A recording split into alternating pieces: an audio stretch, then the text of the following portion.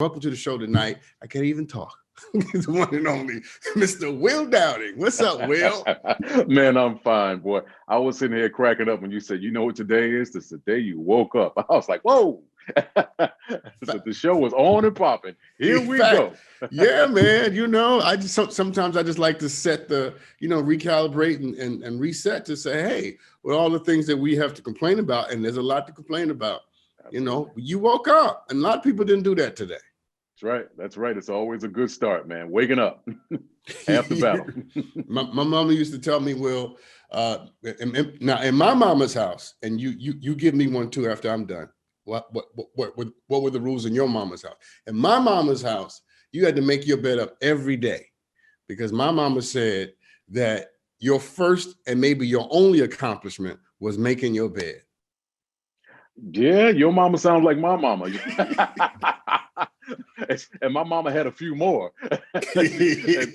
That's when parents had real rules. It was like, go to church every Sunday, or at least go to Sunday school. If you can't get up and go to Sunday school, you can't go outside and play basketball. So, oh yes, on Sundays you had to leave my mama's house. You couldn't stay if she's going to church. You're leaving the house. Look, Sean, I got a crazier one than that, and then we'll kind of get into what we're going to get into.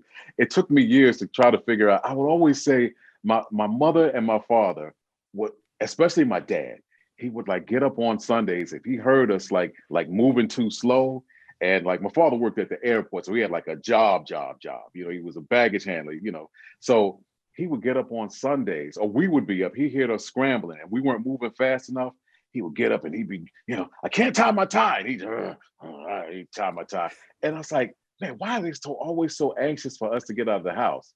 Put two and two together years and years later. I was like, this must be their day. That's their day. So I was like, he ain't never this enthusiastic. Like, hey, so you gotta go. Sunday was the day, Doc. Yeah, I was like, everybody out. Everybody get going. So that's absolutely hilarious. I'm going to get to the project. I'm going to get to the music, I promise. But let's sort of make our way there. And one of the things I want to do tonight is have people get a great, because people know you, obviously. We love your voice and your music and all of the great contributions that you've made to culture and in the Black culture additionally. But I want people to have a sense of you, at this moment, at this season, at this stage of your life. So here's my first real question. We were just bantering. Here's my first real question. What do you wish you had more time to do? These days? I got plenty of time to do everything these days. So it's funny, man, when we were working consistently and out on the road a lot, I wanted more at home time. Because I was so busy chasing the dollar and working that I wasn't really enjoying life per se. So now, oddly enough, with this COVID thing, it's kind of given me balance. It almost makes it feel like I have a 9 to 5 or 10 to 6 type of job. I get up, I do my work in the studio, I stop everything that I'm doing, and then I kind of go into family mode and have a decent meal. It's very rare that you have a home cooked meal. So, now you're home, you make some food, you enjoy life. So it's given me balance. So, as strange as it sounds, this COVID thing has worked, one good thing out for me in that regard. Yeah. Some people's burdens are other people's blessings, and there's normally a blessing in every burden and vice versa. And I feel the same way about it. It's been a retractable, tenuous time, but it's also a time where a lot of good things happen. And that to me takes a certain kind of person who can see that or squeeze out of negativity something that makes them better. It makes me want to ask you this, Will, because I ask strange questions, and you'll discover on the next few minutes. That's just we're from Brooklyn, so we understand each other. Yeah, I'm dead, brother. Come on with it. Here's one. What do you thank yourself for? Or do I thank myself for? Yeah, I know there are things you can thank God for and things you can thank your parents for and your friends for. But what do you think Will for? If you were looking at Will in the mirror, you would say, Will, thank you for that.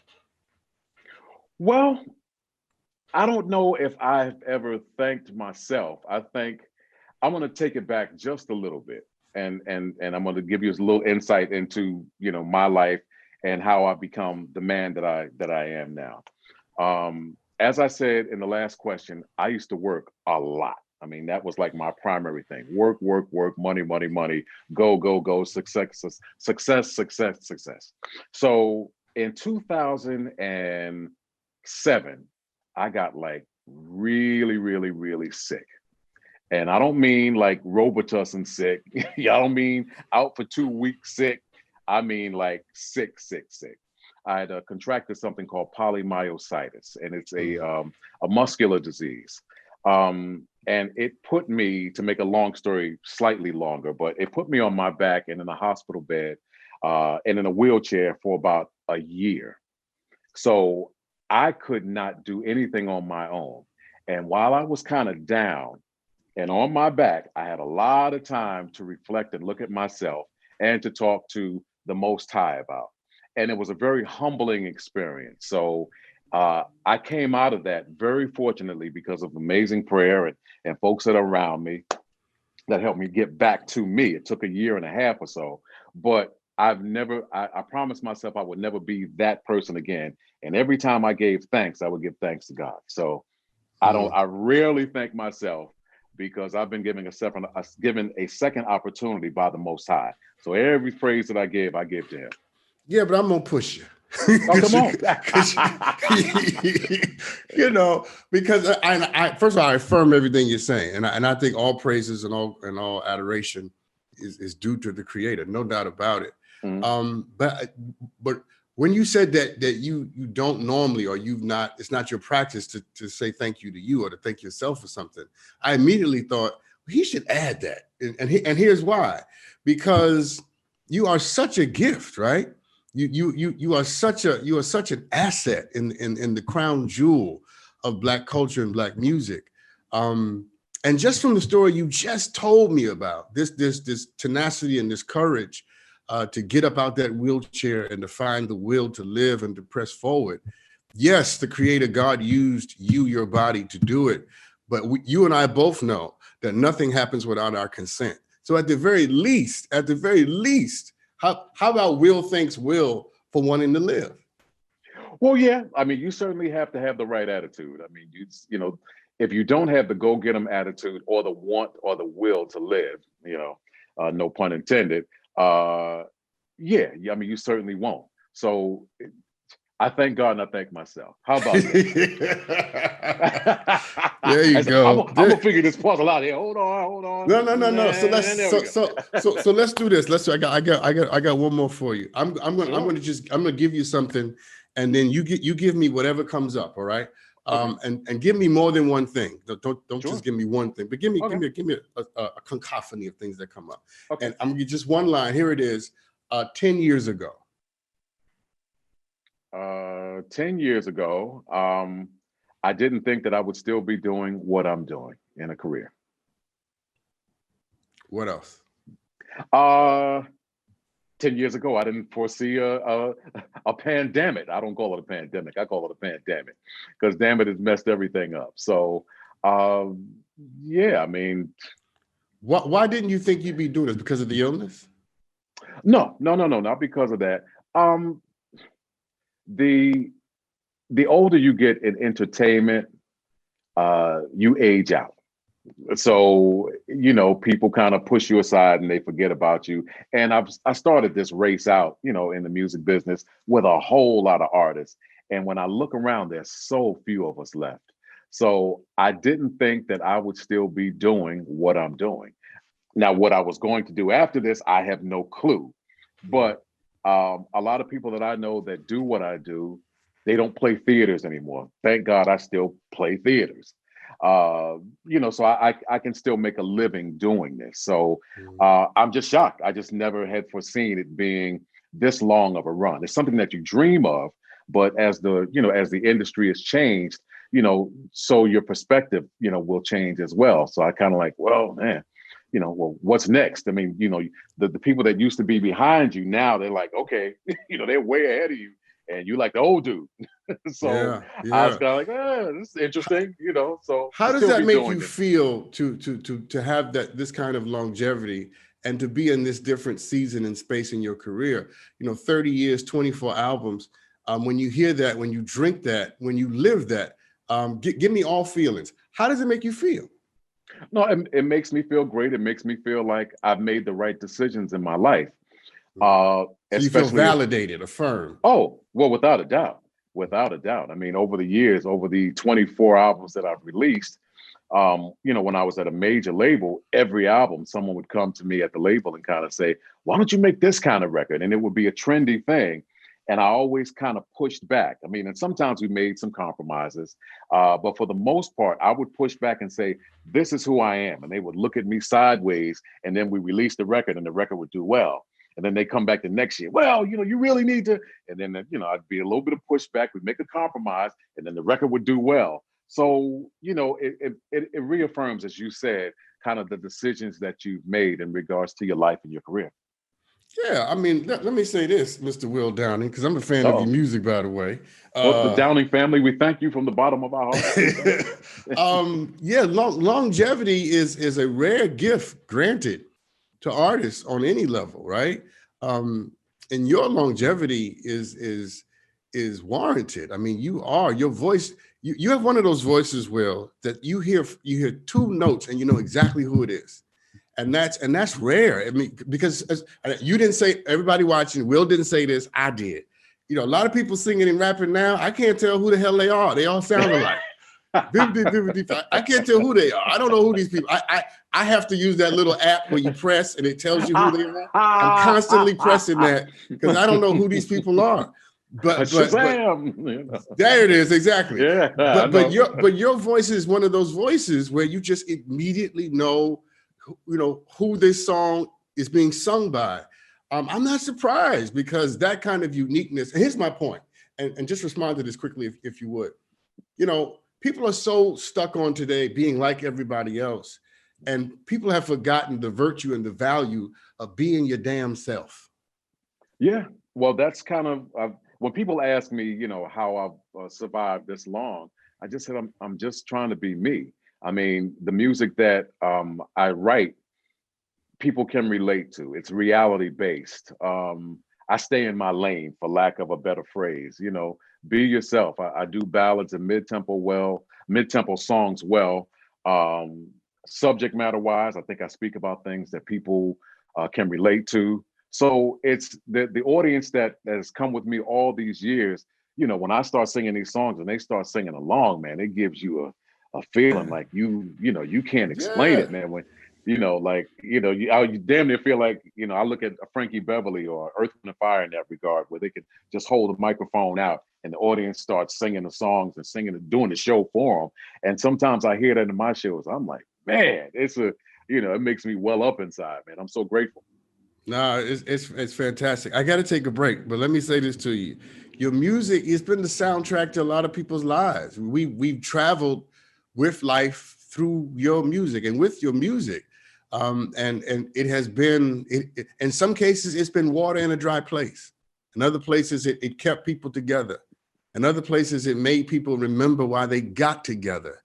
And that's your gift. So listen, start thanking yourself. Thank you, Will. Thank you. They're gonna break my arm, patting myself on the back. Let's take a break. We're right back. Welcome back, everybody. I told Will that one of my secret desires on the earth is to be able to sing. And what did you say, Will? I said, no, you would use your powers for evil. And I said, absolutely. He probably would. There'd be death and destruction and bodies everywhere. No, yeah, right. Mike, what's your name? Sean, how do you spell it? What's your name, Sean? I'm Sean Jr. I'm Sean the third. I'm Sean the fourth. I'm Sean the fifth. I'm telling. Let me tell you something. I would be, if I had that, like that sophisticated soul thing that you got in your voice, I'd be just slaying people at McDonald's. I'd be ordering cheeseburger. I'd be killing people. Man, you can sing. When you sing, you lied to me. You just lied to me. No. You just sang something. That's half. You beat out half the new R&B crop that's out right now with that one line. Now that may be regrettably true, but let me say this. that unlike God, I can be flattered. Tell me more about my eyes, you know. So listen, man, let me ask you a question just about, because you mentioned some parts of your life when we started out. I want to get one more question in about this before I turn to this album, which is your 24th, and that's significant. But here's my question. In the beginning, who supported you the most? Like, who really held you up and made sure you were inspired and believed in your gift when you may not have believed in it? My teachers, really. My teachers in school, because it's like you, I grew up in Brooklyn, and two working parents. So my brother is an electrical engineer, was an electrical engineer. My two sisters became principals in schools, and my parents would introduce us like that. This is my daughter Linda. This is my daughter Myra. They're principals. This is my son Gerald, and that's Will. You know, it's like, right. So Will, what do you want to do? I want to sing, and they like push me aside.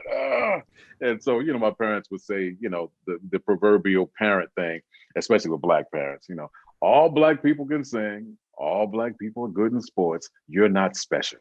And so, so I never thought I was special. And then when I went to school, they called me special, but I don't think they meant it in the most positive way. They say this is my special child. This is Will. He's special. He's special. But when I went to school, the teachers were kind of like, yeah, I think you might be a little better in singing than some of these other kids. And, they would encourage me, and they kind of encouraged me to do extracurricular things outside of school in regards to music. And that's how I got my confidence up to keep going. What's when you said that last sentence, a wisdom popped into my head, and I want everybody watching to really think about this, because sometimes we are so desperate to get the affirmation we need from a particular source without realizing that life will give it to you. It just may not give it to you from where you thought it would come from. If you're open to it coming, it will come to you. And sometimes you have to be willing to let people not be the place of your affirmation. You get other things from them, and allow other people who are maybe not on your list for that, to be able to affirm and give you the confidence that you need. Because a lot of people watching trying to make somebody clap for them. When the reality is, well, their hands weren't made for that. Their hands were made for something else. Anyway, let's get to this album. The Song Garden, your 24th album. And here's what I want to ask you. Where did the music come from? What inspired this music? Well, the pandemic.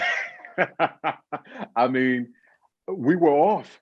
I was the first song started is a song called Right Where You Are. Right before we were leaving to, I was about to go to Europe, believe it or not, to do a bunch of dates.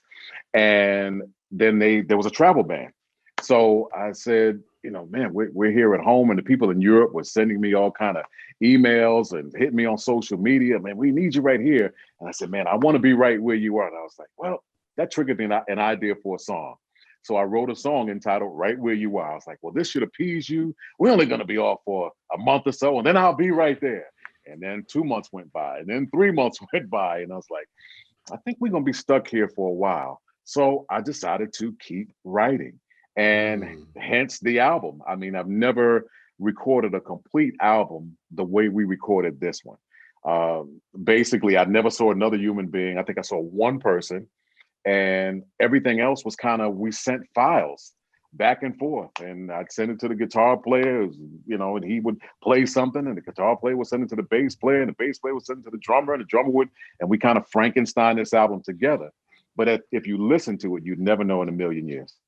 Yeah, no, it's amazing, because when you were talking, I thought to myself, I wonder how 50 years from now, the art from this time will reflect pandemic music, pandemic writing, pandemic painting, and I'm wondering, is there a particular song on the album, or is it the general spirit of the album itself that sort of reflects this time? Because I heard Toni Morrison say once, I'm connected to, trust me.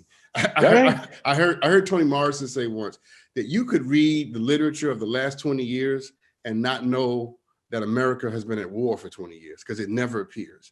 And I'm wondering if you listen to the music of the last year, would you even know from the music itself, the lyrics, the tones, the rhythms, that the world has been shut down and is sick and grieving? Well, you know what? If you were to listen to the song Garden, and then yeah, it's a cheap plug, but there's also That's what we're here for. Keep going, keep going. But it is reality based. One song that we released on this album, and I say we because I had a co-producer. I have a co-producer, a brother named Randy Boland on the project, and there's a song on the album called "So Many Good Die Young," and I'm looking down because I have it in my hand. So, it's called "So Many Good Die Young," and the song was basically born from the death of Chadwick Boseman. So, you wake up one morning and you find out that, an actor that I did not know, but was obviously touched by his movies, had passed away. And we were working on the album and we were doing the usual kind of love songs and dance things. And then I turned to him, I said, Randy, man, I said, we need some substance. We need some meat on this record. And he said, man, I'm working on this song called So Many Good Die Young. And it was inspired by the unfortunate passing of Chadwick. He said, man, it's just odd that so many young people are passing away, but they're leaving their mark on the world. So I said, hey, man, can I help you finish writing this song? So we sat down and we penned this song, and it basically speaks to that. It's sort of a wake-up call for people who are kind of sitting on the sidelines, not doing a lot with their lives, making people realize this ride don't last long. That's And right. here are some people that have not been on the planet long, but we talk about them to this day. And we put a video together that's got like Martin Luther King and Malcolm X, who passed away at the age of 39. Yeah. And you got, people like Aaliyah, who passed away at 22. Tupac and Biggie. Every time you mention rappers, they always say Tupac and Biggie. But both of those brothers passed away at the age of 25. And we had lost Kobe Bryant and his daughter. So, you start looking at these people and you start kind of realizing, like, this could be you. So come on, get up, make a contribution to the world. And, it's a sad song, but at the same time, it should be an inspiring song. No, I love that, by the way. I absolutely love it. I love it when, an artist sort of steps outside of or steps to the left or the right of what they normally talk about to give us, some sense of transcendence. Although love music is always transcendent, right? It always is that. But to make that transcendence rather substantive and rooted it in the world is a very powerful thing. I'm glad I asked you that question. Now, that was such a good answer. You know what? And when you were talking, Will, I was thinking we should have had a listening party, right? We should have played some songs and then we could talk about the song. I don't know why we didn't set that up, Will. Well, you know what? We can always do a part two. Yeah, well, how about that? We need to do that. We need to have a listening party and we listen to the music and we talk about it. Because I don't know why we don't do that. We need to do that. All right. Anyway, that's why. Let me ask you this. That's why it's your show. See, and I'm slacking on my end of the bargain. Here's a strange question for you. Because I got a sense of how the process went to make it. The sharing of file. I love the term Frankensteined it together. But emotionally, what did this project demand of you? What did it extract of you to be made? Well, it's interesting, and I'm going to also defer back to that same song. It really it pulls on your heartstrings because you realize that this is your reality. This is the new, this is the reality for right now. And you look at it with a song like So Many Good Die Young, and yeah, you have that. It took me back to when I was sick, and I was like, man, that could have been your ending as well. That could have been the end of your story. So it really, a lot of performances on here, not that all of my performances are not, but more heartfelt. So with a song like So Many Good Die Young, it took me days to record that song because I would sing 2 lines and then I would start boo-hooing. I'd start thinking about my dad, start thinking about people that I've known that have passed away, and I was just in here bawling. So it's a heartfelt performance. And then we have another song on the project called, which is the new single called Stand Up. And, I watch TV every day like everyone else. And I see these young folks out there, fighting and standing up for their rights, for the rights of themselves and for the rights of others as well. And it inspired me to write the song to inspire people of my generation, a little older, little bit more seasoned, but sometimes we find ourselves sitting on the sideline. It's like, get in the game, stand up, get involved, make a difference. So these kids have inspired me to kind of write a song like that. So the album is entitled The Song Garden for that reason, because there's something on there for everyone. It's a garden of music. You want a sad song, boom, it's there. You want a dance song, boom, it's there. You want a song speaking about social justice, boom, it's there. It's there. It's here. Song Garden. Boom. No, it sounds. I feel like it's 2:00 in the morning. Buy one now, get one free. Boom. Yeah, we've totally descended into that. But no, it sounds extremely timely. And more than timely, and what I like about it, and why I'm interested in it even more so now, is that I got a sense that it demanded something of you. It extracted something out of you. It pulled something out of you. It wasn't the excess gift or the excess anointing, that you can just sit down and whip it, snap it out because you're so. No, this thing pulled on you from a deep place. It brought you back to your humanity, your mortality, your fragility, your aspirations. It connect you to your hope and the world that you want to see, and that's where this music comes from. And that makes me want to get this album, just so you know. Hey man, come on, brother. Listening party. Jocelyn, listening party.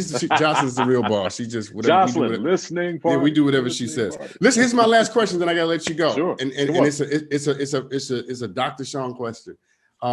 Let this question do its work on you. All right. Let it find what it needs to find in you when you give it voice. Here it is. What are you becoming? Wow. I am becoming something I didn't think I would become. I'm becoming a balanced human being with a vision, and realizing that life is real. So I'm becoming like a man. I've always been a man, but now I'm kind of like, okay, so this is really what life is all about. So that's what I'm becoming. I'm becoming like a balanced person, a balanced human being. So I'm happy with that. No, that's a brilliant answer. It's a brilliant answer. It is aspirational, because I'm hoping everybody watching, and myself included, I hope that one day we can all say that we have achieved some level of balance. Will Downing, you are absolutely a gift. You are absolutely indispensable in the great lexicon and catalog of Black music and American music. And it just wouldn't be the same without your voice. Thank you for whatever it cost you to do this music. And I know it cost you a lot. I know it has cost you to be as great as you are. I don't need to know the details. I just need to give you my gratitude. And that's what I offer to you now, sir. Thank you. I appreciate you, man, and continued success, man. I said, as off mic, I told you that I watch your show off. Will watches the show, people. Come on, we're all together. Let's go to break and let's do it. Listening party. Go to break, Hailey. Listening party.